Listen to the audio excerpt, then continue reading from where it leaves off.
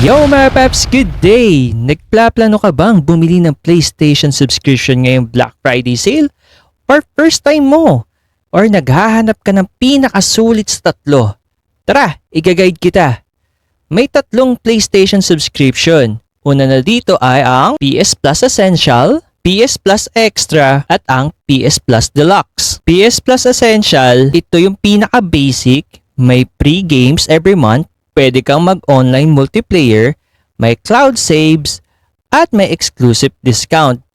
Kung casual player ka, pwede na sa'yo to, paps. PS Plus Extra. Extra nga eh. Next level naman to, kasama lahat ng PS Plus Essential. Access sa game catalog, 100 of PS4 and PS5 games. Naku, di ka magsasawa dito. Dami na ito eh. Tapos, pwede mo i-download anytime. Kung gusto mo ng madaming games, ito yung sulit para sa'yo. PS Plus Deluxe. Deluxe nga, di ba? Ito na yung pinakamataas na tier kasama lahat ng extra at plus.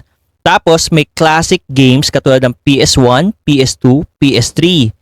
At higit sa lahat, may game trials. Dito yung matatry mo na agad yung bago pang ma-release na games. Kung sakali, may gusto kang games pero hindi mo pa sure kung trip mo nang bilhin yun, dito pwede mo na may try yun. May first 1 hour or 2 hours, depende kung anong ibibigay na game trials sa'yo ni station. Tapos, yung ibang ata na region, pwede dito yung tinatawag na PS Plus Premium, yung pwede mag-cloud stream gamit ang kanilang PS Portal. Kung mahilig ka sa old school game, naku, perfect sa'yo ang PS Plus Deluxe. Katulad ng God of War 3, naku, ako kasi na-avail ko yung PS Plus Extra. Sana pala yung Deluxe na lang yung in-avail ko. Kasi meron pala akong mga PS1 or PS2 na games na gusto ko palang malaro. So, Paps, alin sa tatlo ang pipiliin mo?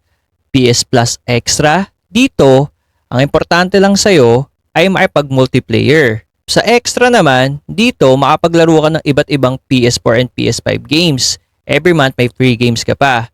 Pag multiplayer games ka rin. Next naman natin ay ang PS Plus Deluxe. Dito naman kung saan pwede kang makapaglaro ng old school game, PS1 and PS2, PS3. Ikaw, anong mas bet mo sa tatlo? Kung ako sa'yo, doon ka na lang sa Deluxe. Ano pa tong game trials, diba? Advantage mo na rin yun bago bilhin yung bagong labas na game. Ikaw, anong mas bet mo sa tatlo?